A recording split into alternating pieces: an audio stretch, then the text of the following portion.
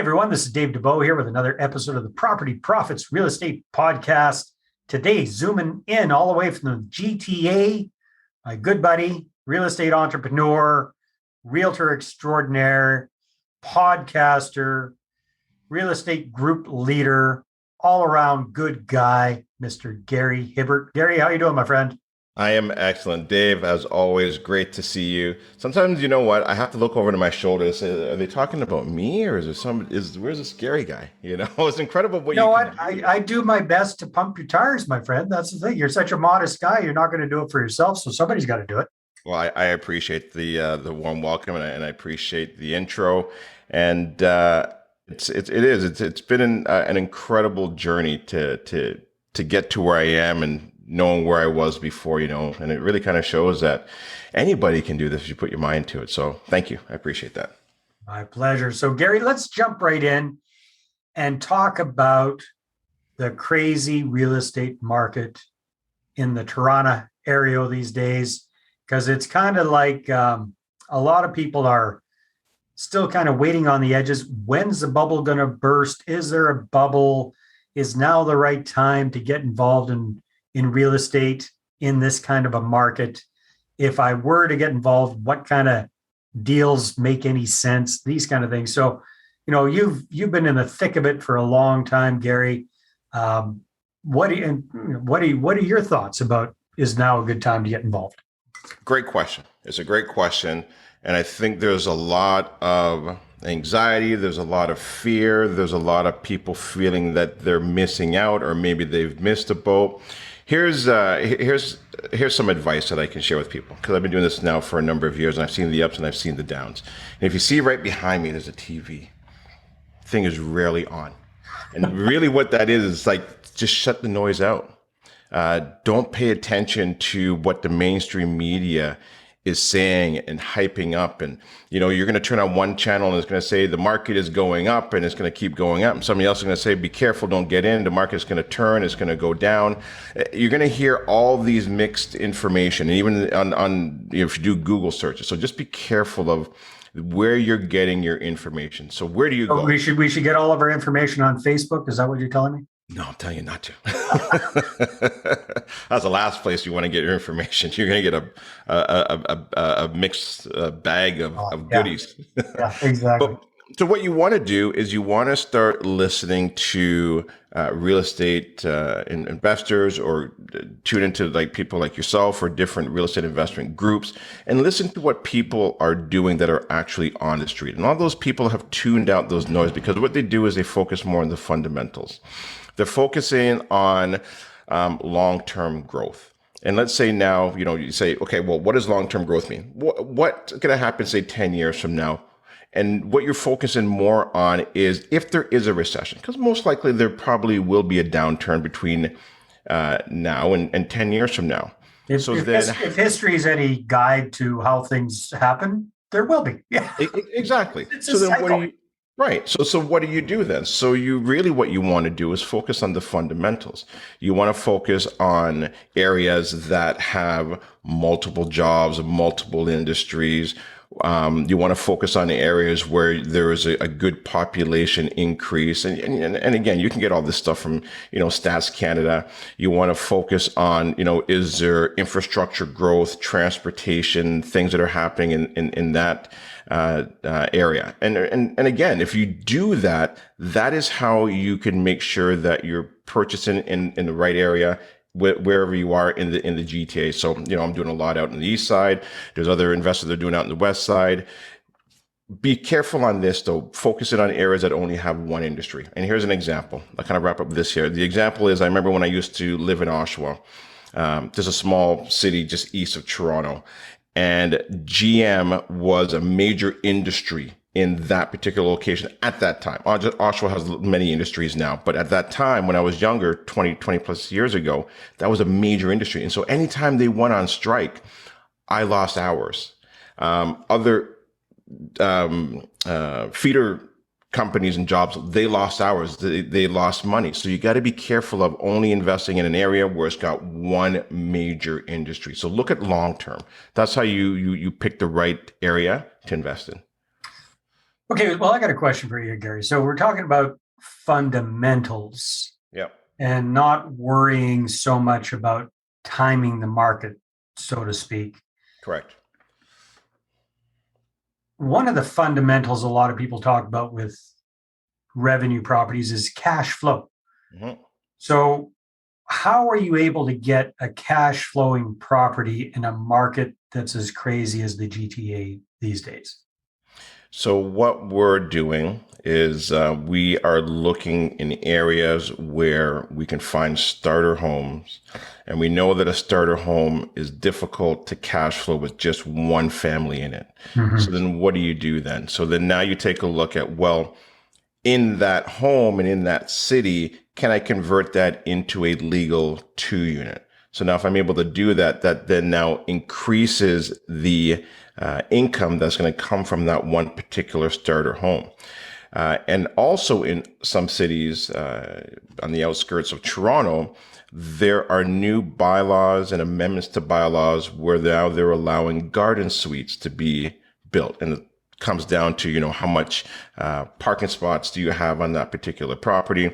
How much land do you have on that property? And how large of a garden suite can you build in that property? So we're looking at those areas as well too. And we like to work closely with the city, even bring them on some of the calls that we have. And so that we can understand what they're looking for to help them, and also to educate ourselves so that we can go into these cities and help them and help ourselves. So we're always looking for win-win scenarios. And that's how you find those cash flowing properties. Well, actually, you create those cash flowing properties, right? Because Correct. they're not going to exist by themselves. You got to go in there. You got to force up the value of the property by adding on additional revenue sources. So yeah, that's very, very smart. So yeah, it's looking at the fundamentals. It's looking at making sure you're not in a one horse town that only has one industry, that you got a variety of different employment opportunities for people. Yeah. And again, taking that long term perspective.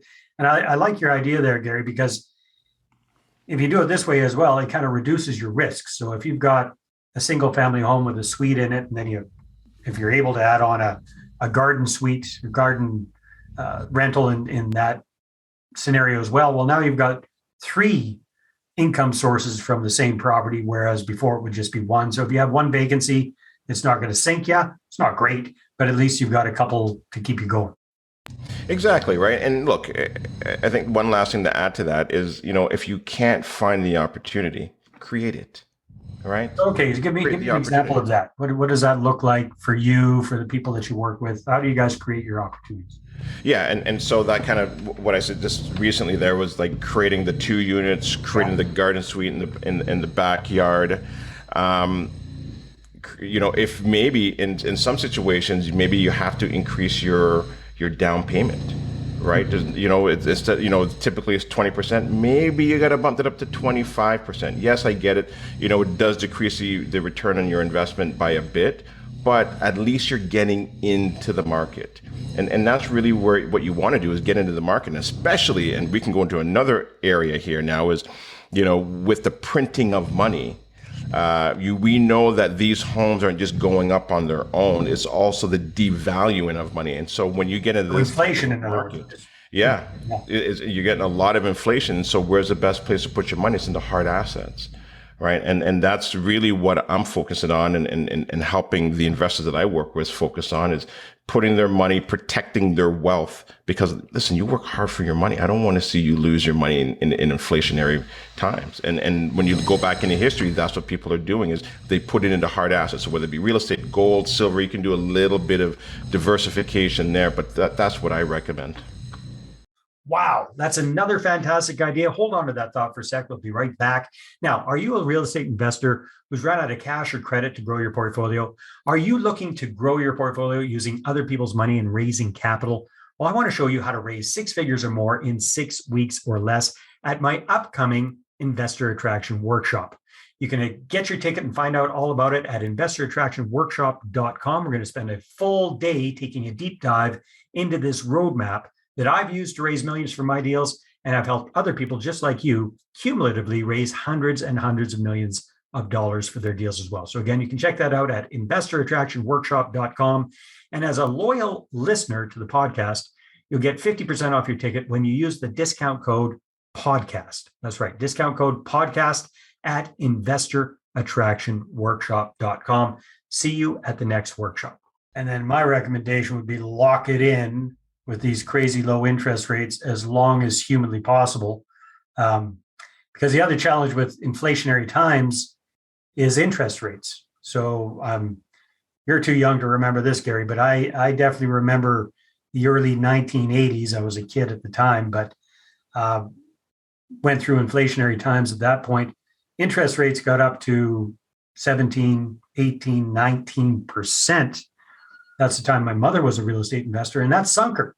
So it's not to scare people off, but the longer you can lock it in at these insanely low rates that everybody thinks is normal, the better off you're going to be.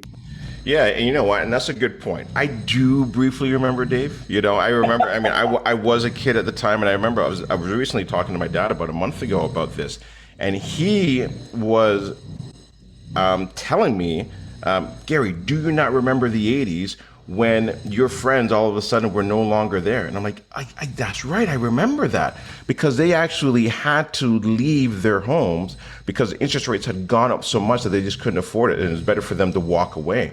Mm-hmm. And I remember that briefly, and I was like, that is right. And so, yeah, I think that's good advice that, if you're a bit nervous of it, you're thinking that maybe the interest rates might go up, lock it in for 5 years, lock it in for 10 years. Yeah, sure, maybe you might lose a little bit in the cash flow, but you know what? At least you can sleep at night. You got peace of mind, definitely. Now, I want to completely switch gears here, my friend, and talk with you about the massive action that you take as a real estate entrepreneur, because you're an active investor yourself. You're a real estate agent. You're a real estate broker. I don't even know how many people working with you these days, but it's a lot. You run a real estate investment club. You've got a podcast going. Talk to me a little bit about the value of this kind of massive action, and also how the heck you're able to do all of this and still have a bit of a life. And you have quite a good life. I mean, you just took a couple of months off and drank a bunch of beer on your boat, if I recall correct. That is correct. So here's, I think, one of the things that I learned early on in my investing career and going down the entrepreneurial world was I learned this from Jim Rohn. And Jim Rohn said, write down 100 things that you want from life. And most people can't. No. Try and even do... Coming up with 100 would be pretty tough. Yeah. But just everything from as small as paying off your Visa card to as big as a yacht, to a mansion, to an airplane, whatever it is, vacations. And so when you do that, the next thing you said was then now put a 1, 3, a 5, or a 10 beside it. Meaning, can you do this in 1 year, 3 years, 5 years, or 10 years? And he said, when you do that, everything you put a 3, 5, or a 10 beside, put that in a drawer and only focus on your 1 year goals. And so now when you only have those 1 year goals in front of you, it allows you now to be able to stay focused, look at the dreams and the goals that you have in front of you. And then the next thing you do is now you get yourself an agenda. And this agenda never leaves me. It's always with me. And that agenda now allows me to track what I'm doing on a weekly basis that then ties directly to my goals and keeps me focused. And then when I've completed this stuff, I am then now putting a check mark beside it or highlighting it or whatever it is that you do, because it's like getting a like on Facebook. You could now go back and take a look at everything that you've accomplished, but it also keeps you on track on what's important. Because sometimes people get caught up in their email and get caught up on just being busy, but they don't have a map or like a roadmap of where they're going. It's like jumping in a car and driving down to Florida. I have an idea, but you don't know exactly what's the best route or the best roads to take. And so by doing that, that allows you to be able to take massive action, and action that you know is laser focused And that's one of the things that I've stayed very true to. And at the end of the year, I always take a picture of everything that's on that whiteboard with a check mark, what I've completed, what I haven't completed, file it away, and then I'll go back 3 years, 4 years later and pull them out.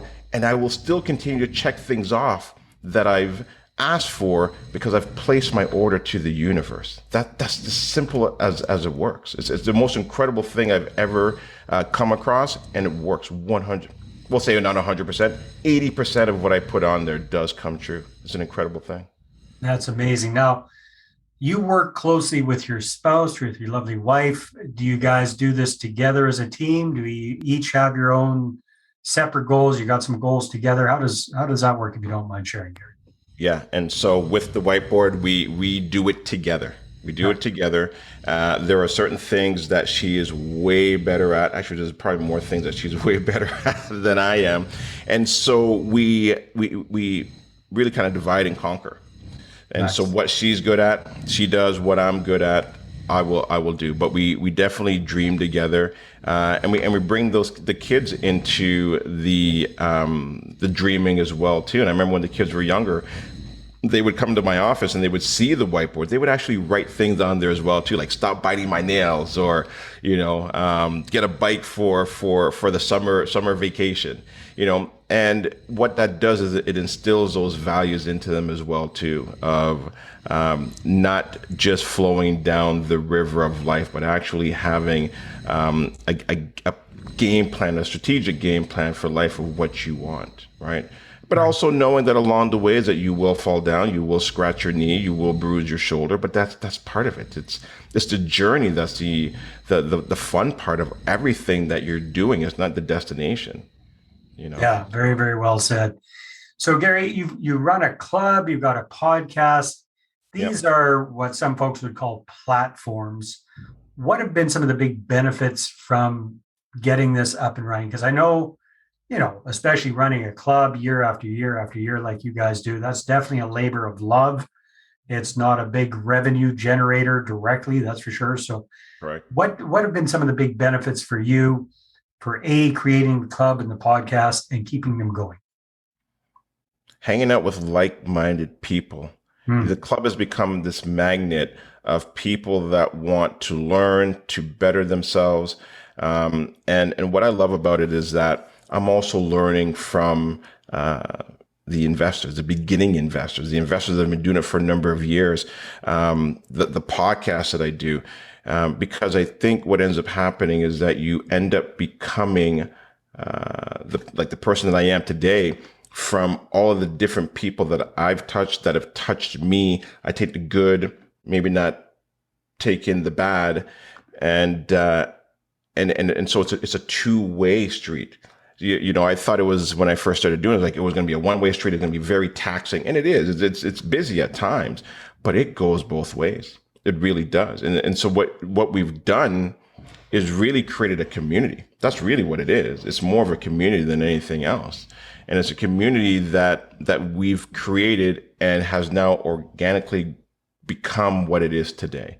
That's what I've gotten from it, and hopefully what other people who have joined have gotten from it as well too. And I think it also repels the negatives because of the energy that you give out. Certain energy will flow to good energy, and bad energy will go to the bad energy. That's what I believe, anyways. Whether it's right or wrong, I don't know, but it feels like that so far. Well, it makes a lot of sense, right? That definitely makes a lot of sense. So that is cool. Thank you very much for sharing your insights on so many different things in such a short time, my friend. So we talked about the market fundamentals and how to think about whether now is the right time or not to get involved in a market. And just like the old saying goes, don't wait to buy real estate, buy real estate and wait. It's a long-term type of a process where you might be wanting to be cautious if you think the market is really, really overheated, is when you're getting into something like flipping. That can be a dangerous thing if there's a market downturn, that's for sure. But if you're in a long-term value add type of a strategy, it definitely makes sense. We talked a little bit about your philosophy of setting goals and how you're able to get so much done and do so many different things and still have a hell of a good life. And we talked a little bit about setting up the platform. So, Gary, if people want to find out more about you and your podcast and the group and your services and all this great stuff, where should they go? What should they do? Yeah, so if they want to learn more about me, they can go to Instagram, just do a search on Gary Hibbert, on iTunes or Spotify, Real Talk with Gary. And if they want to learn more about real estate investing, they can go to smarthomechoice.ca. And I'll finish it off with this. Just turn the noise out. If there's negative noise coming in, it's very easy. You can just hit turn off, or you can unfollow certain people. It's very, very easy. However, sometimes you get caught up in it. So I do get it, because sometimes I do as well too, but just cut out the noise and stay laser focused on what's important to you. Good advice, my friend. Thanks so much, buddy. All right. Thank you, Dave. Always good seeing you. All right, everybody, take care. We'll see you on the next episode. Well, hey there. Thanks for tuning into the Property Profits podcast. If you like this episode, that's great. Please go ahead and subscribe on iTunes. Give us a good review. That'd be awesome. I appreciate that. And if you're looking to attract investors and raise capital for your deals, then I'm going to invite you to get a complimentary copy of my newest book, right back there. There it is. The Money Partner Formula. You can get a PDF version at investorattractionbook.com. Again, investorattractionbook.com. Take care.